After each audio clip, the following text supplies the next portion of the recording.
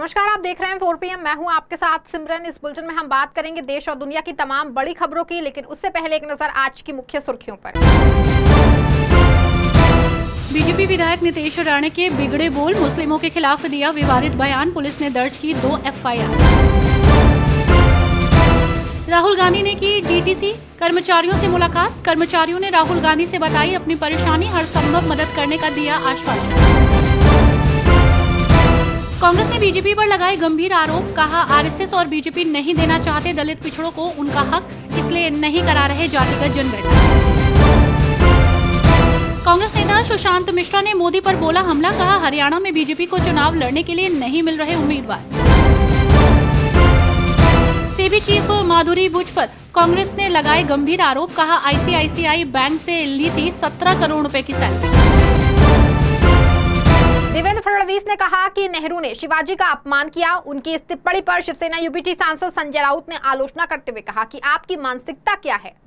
Shiv Sena UBT नेता संजय राउत ने महाराष्ट्र के उप मुख्यमंत्री देवेंद्र फडणवीस के उस बयान पर आलोचना की जिसमें उन्होंने कहा था कि नेहरू जी ने द डिस्कवरी ऑफ इंडिया में छत्रपति शिवाजी महाराज का अपमान किया था। आपको बता दें कि पंडित नेहरू ने अपनी पुस्तक भारत की खोज में छत्रपति शिवाजी महाराज के बारे में कुछ टिप्पणियां की, क्योंकि उन्होंने वो पुस्तक जेल में लिखी थी और उस समय संदर्भ का अभाव था, और बाद में उन्होंने माफी भी मांगी। लेकिन वे इतिहास में क्यों जा रहे हैं, ये मानसिकता क्या है? और उन्होंने कहा कि देवेंद्र फडणवीस का एक अलग इतिहास है, वो इतिहास की बातचीत खत्म करना चाहते हैं। दिल्ली में ED ने आम आदमी पार्टी के विधायक अमानतुल्लाह खान के आवास पर छापेमारी की। इसके बाद आप विधायक को हिरासत में ले लिया, जिससे कि सियासत तेज हो गई है। आप विधायक अमानतुल्लाह खान ने दावा किया है कि प्रवर्तन निदेशालय के अधिकारी उन्हें गिरफ्तार करने के लिए नई दिल्ली स्थित उनके घर पहुंचे हैं। आप विधायक अमानतुल्लाह खान के यहां ED की छापेमारी पर दिल्ली के मंत्री सौरभ भारद्वाज ने कहा कि ये 2016 का मामला है। 8 साल तक सभी एजेंसियां अलग अलग स्तर पर इस मामले की जांच कर चुकी हैं, अब तक कुछ नहीं मिला।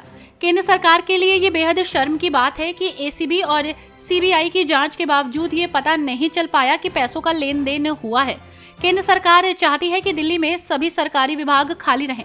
पूरा देश देख रहा है कि कैसे एजेंसियों का दुरुपयोग किया जा रहा है, और जैसे जैसे चुनाव नजदीक आएंगे ये लोग इस तरह का दबाव और बढ़ा देंगे। वहीं आप विधायक के चचेरे भाई मिन्नतुल्लाह खान ने कहा कि उनके सास का हाल ही में ऑपरेशन हुआ है, वो कैंसर की मरीज हैं। ACB और CBI की जांच के बावजूद अभी तक कुछ पता नहीं चला, अब ED जांच कर रही है। कांग्रेस नेता सुरेंद्र राजपूत ने बीजेपी पर हमला बोलते हुए कहा कि बीजेपी लच्चर पैरवी वालों को सपोर्ट क्यों करती है, बीजेपी को इसका जवाब देना चाहिए।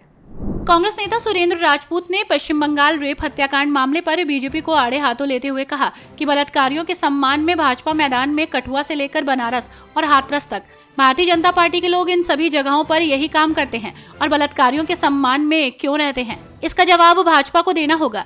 एक तरफ जिनके खिलाफ एक सबूत नहीं मिलता है उन्हें सालों तक जेल में रखती हैं, तो वहीं दूसरी तरफ लगातार जिसकी वीडियो फुटेज सामने आती है उन्हें 6 से 7 महीने में पैरवी के चलते रिहा कर दिया जाता है। कांग्रेस नेता सुशांत मिश्रा ने मोदी पर हमला बोलते हुए कहा कि हरियाणा में बीजेपी को चुनाव लड़ने के लिए उम्मीदवार भी नहीं मिल रहे हैं। कांग्रेस नेता सुशांत मिश्रा ने कहा कि आप देख रहे हैं कि किस तरह की ऊर्जा पार्टी के अंदर आई है, जो भारत जोड़ो यात्रा और भारत न्याय यात्रा से आई है। हमारे पार्टी के अध्यक्ष मल्लिकार्जुन खड़गे जी ने जो टीम बनाई है उससे और बेहतर बदलाव आएगा। लोग अच्छे तरीके से काम करेंगे। जहां विपक्ष की ओर से नफरत फैलाने का काम किया गया, वहीं राहुल जी ने मोहब्बत फैलाने का काम किया। हालात ये हो गए हैं कि हरियाणा में बीजेपी को चुनाव लड़ाने के लिए उम्मीदवार भी नहीं मिल रहे हैं। कोलकाता की घटना को लेकर उपराष्ट्रपति जगदीप धनखड़ ने कपिल सिब्बल पर निशाना साधते हुए कहा कि वो हमारे घायल विवेक पर नमक छिड़क रहे हैं। उपराष्ट्रपति और राज्यसभा के सभापति जगदीप धनखड़ ने राज्यसभा सांसद और सुप्रीम कोर्ट के वकील कपिल सिब्बल की लक्षणात्मक अस्वस्थता वाली टिप्पणी को लेकर उनकी ताजा आलोचना की है। उपराष्ट्रपति ने कहा कि जब मानवता शर्मसार हुई है तो कुछ भटकी हुई आवाजें हैं जो चिंता का कारण बनती हैं। वे केवल हमारे असहनीय दर्द को बढ़ाती हैं। इसे हल्के ढंग से कहें तो वे हमारे घायल विवेक पर नमक छिड़क रहे हैं। आपको बता दें कि उपराष्ट्रपति ने एक सार्वजनिक कार्यक्रम में कहा कि कोई व्यक्ति जो संसद सदस्य और वकील है, उसने कहा कि कोलकाता की घटना एक लक्षणात्मक अस्वस्थता थी और सुझाव दिया कि ऐसी घटनाएं अक्सर अशोभनीय होती हैं। जेडीयू सांसद संजय कुमार झा के बयान पर पलटवार करते हुए तेजस्वी यादव ने कहा कि हम जब 17 महीने सत्ता में थे तभी तो आरक्षण की सीमा बढ़ाई गई। जेडीयू सांसद संजय कुमार झा के बयान पर बिहार विधानसभा में नेता प्रतिपक्ष और राजद नेता तेजस्वी यादव ने कहा कि हम जब 17 महीने सत्ता में रहे तभी तो आरक्षण की सीमा बढ़ाई गई। उनके एनडीए कार्यकाल में ऐसा क्यों नहीं हुआ? नौटंकी तो वे लोग कर रहे हैं, इसे नवी अनुसूची में क्यों नहीं डाला जा रहा?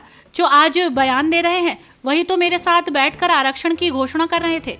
5 लाख नौकरी आरजेडी जेडीयू के कार्यकाल के दौरान मिली। खेल नीति, शिक्षा नीति उसी दौरान बनी। ये लोग नकारात्मक लोग हैं।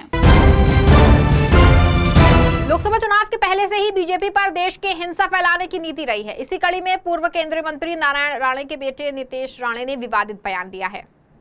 महाराष्ट्र में बीजेपी विधायक और पूर्व केंद्रीय मंत्री नारायण राणे के बेटे नितेश राणे के बयान पर विवाद खड़ा हो गया। कड़कवली से विधायक राणे ने धमकी भरे अंदाज में अहमदनगर में कहा कि जो भाषा में समझते हो ना, उसी भाषा में धमकी देकर जाता हूँ। हमारे रामगिरी महाराजा के खिलाफ अगर कुछ भी किया तो तुम्हारी मस्जिदों के अंदर आकर चुन चुन के मारेंगे। इतना ध्यान रखना।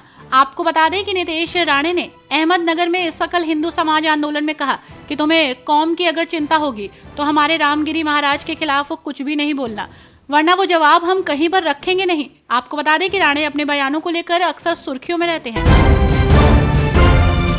कांग्रेस नेता पवन खेड़ा ने सेबी प्रमुख माधुरी बुच पर गंभीर आरोप लगाते हुए कहा कि सेबी प्रमुख आईसीआईसीआई से वेतन ले रहे हैं। कांग्रेस नेता पवन खेड़ा ने हितों के संभावित टकराव को उजागर करते हुए सेबी अध्यक्ष के रूप में माधवी पुरी बुच की नियुक्ति पर सवाल उठाया।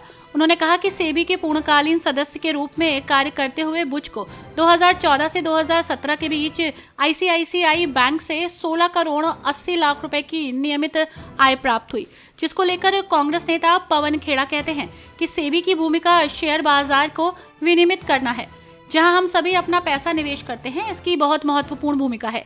सेबी के अध्यक्ष की नियुक्ति कौन करता है? ये कैबिनेट की नियुक्ति समिति है। प्रधानमंत्री हैं और यूनियन एचएम अमित शाह सेबी के अध्यक्ष की नियुक्ति के लिए इस समिति में 2 सदस्य हैं।